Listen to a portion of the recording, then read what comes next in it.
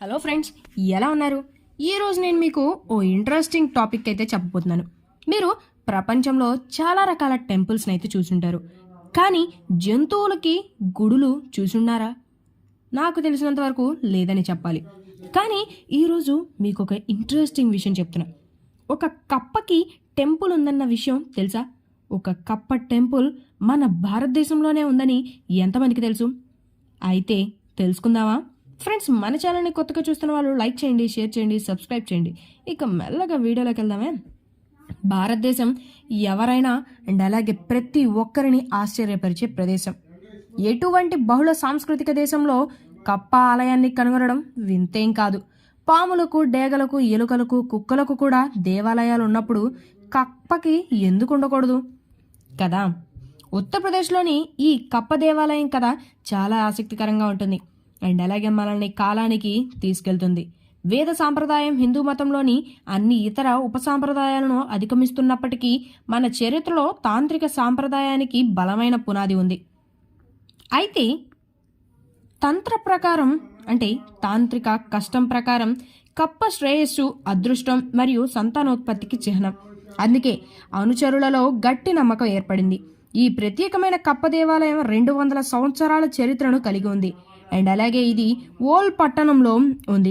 ఇంతకుముందు ఈ ప్రాంతం ఓల్ రాజ్యంలో భాగంగా ఉంది మరియు ఆలయాన్ని కూడా ఓల్ పాలకులు నిర్మించారు. ఆసక్తికరమైన విషయం ఏంటంటే ఇక్కడ అధిష్ఠించే దేవుడు శివుడు మరియు కప్ప కాదు. అయితే ఆలయ నిర్మాణమే మనకు ఆసక్తిని కలిగిస్తుంది. శివుడు ప్రధానమైన దైవం కాబట్టి దీనిని ఉత్తరప్రదేశ్లోని నర్మద్ దేవేశ్వర ఆలయం అని కూడా పిలుస్తారు. అయితే ఫ్రాగ్ టెంపుల్ యొక్క పురాణం ఏంటి? ఒకసారి భగత్ సింగ్ అనే రాజు ఒక కప్పచే ఆశీర్వదించబడ్డాడు. ఆ తర్వాత అతని జీవితం అభివృద్ధి చెందింది అండ్ అలాగే అతని తదుపరి తరాలకు కూడా మంచి జీవితం ఉంది. అందుకే ఆ దివ్య కప్ప గౌరవార్థం ఆలయాన్ని నిర్మించారు. దీనికి కూడా రాజా భగత్ సింగ్ అంటే ఈ ప్రాంతం యొక్క రాజకుటుంబం వారసులు ఈ మందిరానికి ప్రత్యేక గౌరవం కలిగి ఉన్నారు అండ్ అలాగే ఈ మందిరం నిర్వహణపై బలమైన పట్టును కలిగి ఉన్నారు. అసలు కప్ప దేవాలయం ఎలా నిర్మించారు? ఈ మందిరం యొక్క ప్రధాన ఆకర్షణ దాని మనసును హత్తుకునే వాస్తుశిల్పం. కప్ప తన వీపుపై గర్భగుడిని మోస్తున్నట్లు మొత్తం నిర్మాణం కనిపిస్తుంది. అది చూసేందుకు చాలా అందంగా ఉంటుంది. ముందు భాగంలో కప్ప యొక్క గంభీరమైన శిల్పం ఆలయాన్ని అన్వేషించడానికి ఉత్సుకతను సృష్టిస్తుంది. కప్ప వెనుక గోపురంతో చతురస్రాకారంలో నిర్మించిన శివుడి గర్భగుడి. ఈ గర్భగుడి అనేక అడుగుల ఎత్తులో నిర్మించబడింది అండ్ అలాగే మెట్ల ద్వారా ఆ ప్లేస్కి చేరుకోవాలి. తాంత్రిక విద్య ప్రకారం యంత్రంపై గర్భగుడి నిర్మించబడిందని చెబుతూ ఉంటారు. గోడలు తాంత్రిక దేవతలు మరియు దేవతలను చిత్రీకరించే శిల్పాలతో చెక్కబడి ఉన్నాయి. ఇంటీరియర్స్లో కూడా అన్యదేశ పెయింటింగ్లు ఉన్నాయి. ఇవి మందిరానికి విలాసవంతమైన రూపాన్ని ఇస్తూ ఉంటాయి. అయితే తాంత్రిక సాంప్రదాయం అంటే ఏంటి? తాంత్రిక సాంప్రదాయం హిందూ మతం మరియు బౌద్ధ మతం యొక్క గొప్ప ప్రభావాన్ని కలిగి ఉన్న పురాతన భారతీయ ఆరాధన.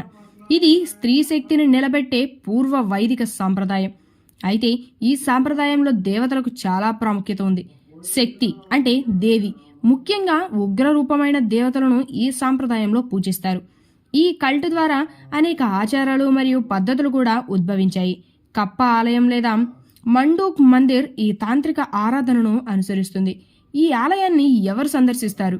అయితే ఎటువంటి సందేహం లేదు, మాండూక్ మందిర్ భారతదేశంలోనే ప్రత్యేకమైన దేవాలయాలలో ఒకటి. అయితే ఇది మతపరమైన ప్రాముఖ్యత కలిగిన ప్రదేశం. కప్ప అదృష్టం మరియు సంతానోత్పత్తికి చిహ్నం కాబట్టి ఇక్కడికి వచ్చే దంపతులకు ఆరోగ్యవంతమైన పిల్లలు పుడతారు. చుట్టుపక్కల చాలా మంది భక్తులు ఈ ఆలయాన్ని సందర్శిస్తారు. శివరాత్రి మరియు దీపావళి వంటి పండుగల సమయంలో నర్మదేశ్వర్ ఆలయాన్ని ఎక్కువ సందర్శిస్తారు. ఫ్రాగ్ టెంపుల్ దాని అసాధారణ నిర్మాణంతో ఉత్తరప్రదేశ్లోని పురాతన దేవాలయాలలో ఒకటిగా మిగిలిపోయింది. పుణ్యక్షేత్రం చుట్టూ ఉన్న దివ్యమైన వాతావరణం సందర్శకులను విస్మయపరిచే వాస్తుశిల్పంతో పాటు సందర్శకులను ఆశ్చర్యపరచడంలో విఫలమేం కాదు. అయితే ఈ ఫ్రాగ్ టెంపుల్ ఖచ్చితంగా ఎలా ఉంటుందని అనుకుంటున్నారా? ఎక్కడుంటుందని ఆలోచిస్తున్నారా? ఫ్రాగ్ టెంపుల్ ఉత్తరప్రదేశ్లోని లఖీంపూర్ ఖేరీ జిల్లాలోని ఊల్ పట్టణంలో ఉంది. ఇది లఖీంపూర్ నుండి సీతాపూర్ మధ్య మార్గంలో ఉంది. లఖీంపూర్ ఖేరి రాష్ట్ర రాజధాని లక్నో నుండి 130 కిలోమీటర్ల దూరంలో ఉంది. అయితే దీనిని ఎలాగైనా చేరుకోవాలని ఆరాటపడుతున్నారా? చూద్దురులే, ఇంకా తెలుసుకోవాలి కదా.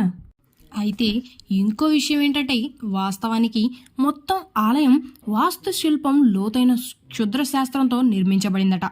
అయితే ఈరోజు మనం డీకోడ్ అస్సలు చేయలేం, ఎందుకంటే ఎంత వెతికినా మనకి చిన్న క్లూ కూడా కనిపించదు. అది ఎలా నిర్మించారన్న లాజిక్స్ మనకి అస్సలు అర్థం కావు. బహుశా ఆ రోజుల్లో కొన్ని ఆధ్యాత్మిక ఆచారాలను నిర్వహించడానికి ఉపయోగించారేమో. అయితే ఈ ఆలయంపై కప్ప మీద శివుని ఆలయం అయితే ఉంది. అయితే శివుని గర్భగుడి చాలా అందంగా ఉంటుంది. ఆ గర్భగుడి పైకి వెళ్ళాలంటే ఒక 100 మెట్లు అయితే దాటాల్సి ఉంటుంది. ఆ 100 మెట్లు ఒక్కొక్క మెట్టుకి ఒక్కొక్క గది లాంటిది మనకి మార్గం కనిపిస్తూ ఉంటుంది. అయితే ఈ ఆలయానికి 2 తలుపులు మాత్రమే ఉన్నాయి. లోపల గోడలు కూరగాయల రంగులో పెయింటింగ్లతో కప్పబడి ఉన్నాయి. అండ్ అలాగే బయట గోడలు పూర్తిగా బొమ్మలతో చెక్కబడి ఉన్నాయి. అయితే మేబీ ఖచ్చితంగా అది శివుని గర్భగుడే అయి ఉంటుంది. అయితే ఉత్తరప్రదేశ్లోని నర్మదేశ్వర్ ఆలయంగా అధికారికంగా పిలువబడే మండూక మందిరం అటువంటి ప్రార్థనా స్థలం నిజంగా మన భారతదేశంలో ఎక్కడా లేదు. ఇది చాలా కాలంగా రాడార్కు దూరంగా ఉంది.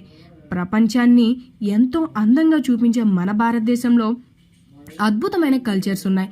అయితే జంతువులకి గుడులు కట్టడం అనేది మన భారతదేశానికే పెట్టింది పేరు.